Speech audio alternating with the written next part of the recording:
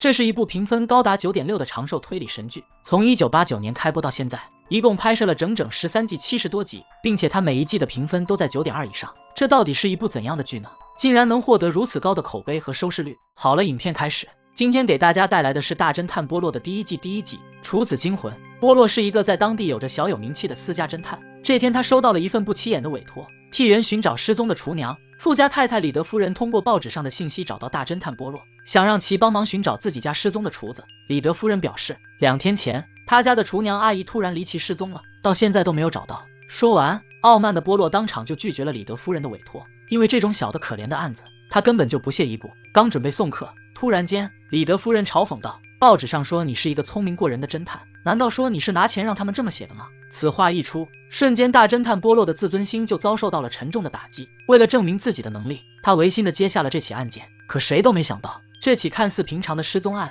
背后却隐藏着一个巨大的阴谋。随后，波洛就带着自己的小助理来到李德夫人家调查。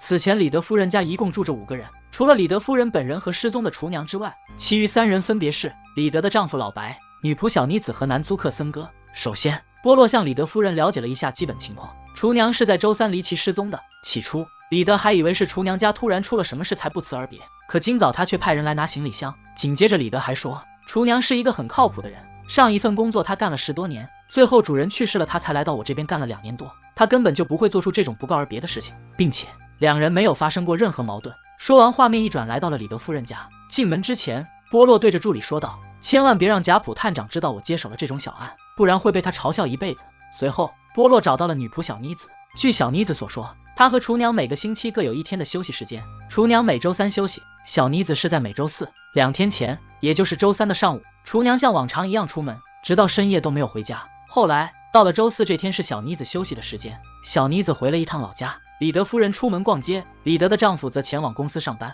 没有一个人在家。就这样，到了今天早上，2名托运公司的搬运工人突然来到家里，搬走了厨娘的一个大行李箱。小妮子表示，厨娘早就打包好了行李并上了锁，看来厨娘在周3离开前就不打算回来了。调查结束，波洛和助理又找到李德夫人，说是想找一下家里的其他成员，了解一下情况。李德的丈夫是个大老板，很忙，经常找不见人，现在家里就剩下那个男租客森哥了。森哥28岁，单身，在银行上班，每天晚上6点左右才会回来。随后画面转过，波洛找到男租客森哥，经过询问，森哥表示他前不久才搬到这里，和厨娘没见过几面，2人根本就不熟，并且周3他一整天都在银行上班。说完，波洛转身正准备离开，然而就在这时，波洛似乎想起了什么，又回头凑到森哥的脸上，问了他一个奇怪的问题：“你对演戏很感兴趣吗？”此话一出，森哥一脸懵逼，表示自己根本就不会演戏。说完，波洛露出了意味深长的表情，他认为眼前这个虚伪的男人有重大嫌疑。这是很多推理迷的启蒙神剧，侦探迷必看的高分经典。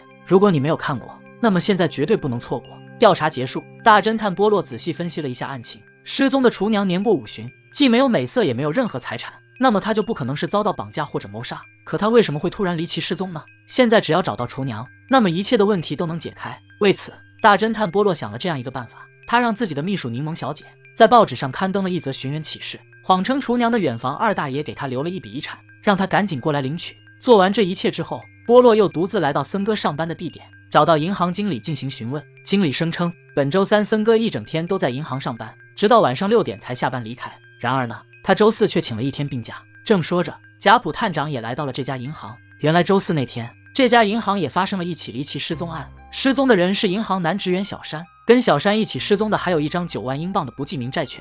9万英镑在当时可是一笔巨款。对此，贾普警探认为是小山偷走了债券并携款潜逃了。与此同时，波洛调查结束，正准备离开，下楼时却无意间看到了贾普，刚想偷偷溜走，可没想到还是被贾普给发现了。果然，损友都知道对方想干嘛。贾普探长在得知波洛接了失踪案之后，瞬间开启了嘲讽模式，搞得波洛哑口无言。随后画面转过，失踪的厨娘给波洛回了一封信，声称自己已经继承了遗产。这到底是怎么回事呢？继承遗产的事明明是波洛胡乱编造出来的，厨娘她又怎么会真的继承了遗产呢？为了弄清楚这一切，波洛和助理乘坐火车，循着信封上的地址来到了一处农场，终于在这里遇见了失踪的厨娘。随后经过询问，厨娘表示她并没有不告而别，离开前她给李德夫人留了一封辞职信。紧接着，在波洛的追问之下，厨娘说出了自己离开那里的真正原因。原来周3那晚，厨娘和老朋友逛完街后，在回去的路上遇到了一位律师。律师声称，厨娘的远方二大爷前2天去世了，给他留下了一份遗产，150英镑和一家农场。一听到农场，厨娘的眼睛都直了，立马就答应了下来。可这时律师又声称，那个远房二大爷在遗嘱中还设了一个附加条件，那就是继承他遗产的人不能是管家、女仆和厨娘之类的身份。二大爷在遗嘱中表示他瞧不上干这些工作的人。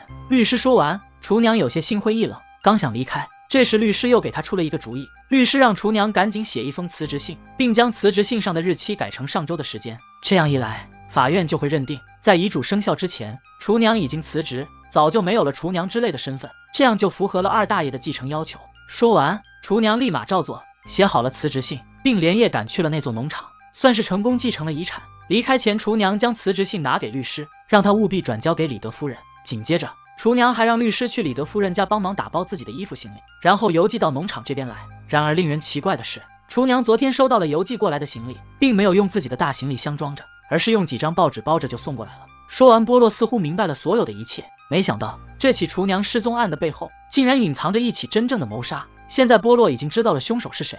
看到这里，你猜到凶手了吗？调查至此，大侦探波洛已经知道了凶手是谁，但现在还有个疑问，他要回去再跟小妮子确认一下。随后，波洛和助理来到火车站，在上车之前，波洛打电话给贾普探长，让探长赶紧带人去抓捕那个南租客森哥，等回来再解释原因。然而第二天，等贾普探长带人赶去李德夫人家时，森哥早已不知所踪。紧接着，波洛也赶了过来，仔细询问了小妮子当时搬运工人来搬厨娘行李箱的场景。据小妮子所说，周五的早上，2名搬运工人来到家里搬走了厨娘的衣服行李。厨娘的行李装在一个大箱子里，看上去十分沉重，并且那个大箱子还被上了锁，外面也被绳子绑了起来。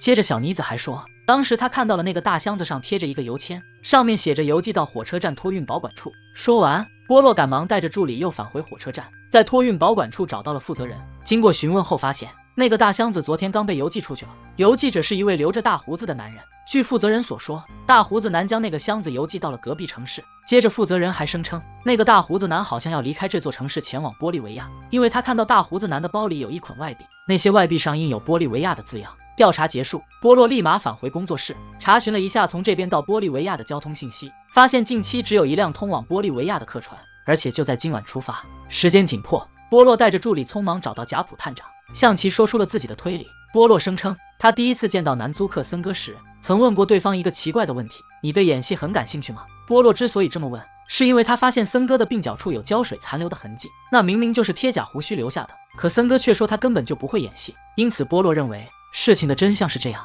森哥假扮成律师找到厨娘，然后骗他说有一笔遗产要他继承，那座农场是森哥租来的。然而森哥为什么要这么做呢？他的目的就是要借用厨娘的那个大号行李箱来转移尸体。原来偷走银行9万英镑的那个人不是小山，而是森哥。周三那天下班，森哥偷走了债券，然后假扮成律师找到厨娘，将其支走后便开始了行动。到了周四这天，森哥请了1天的病假，把小山骗到李德夫人家杀死，并将其装到行李箱中。随后到了第二天，也就是周五的早上，森哥找来2名搬运工搬走了尸体，并将尸体邮寄到了隔壁城市。尸体要运送好几天才能到达指定地点，这就让森哥有了充分的逃跑时间。事情的真相就是这样。说完，贾普探长立马联系了隔壁城市的警察，让他们找到了那个大行李箱。打开箱子一看，果然里面装着小山的尸体。与此同时，贾普探长和波洛也来到了港口，准备拦住前往玻利维亚的客船。然而到了这里才发现，那艘通往玻利维亚的客船早就已经停运了。这是怎么回事呢？思考了片刻后，波洛这才意识到，托运保管处的那个负责人看到的外币字样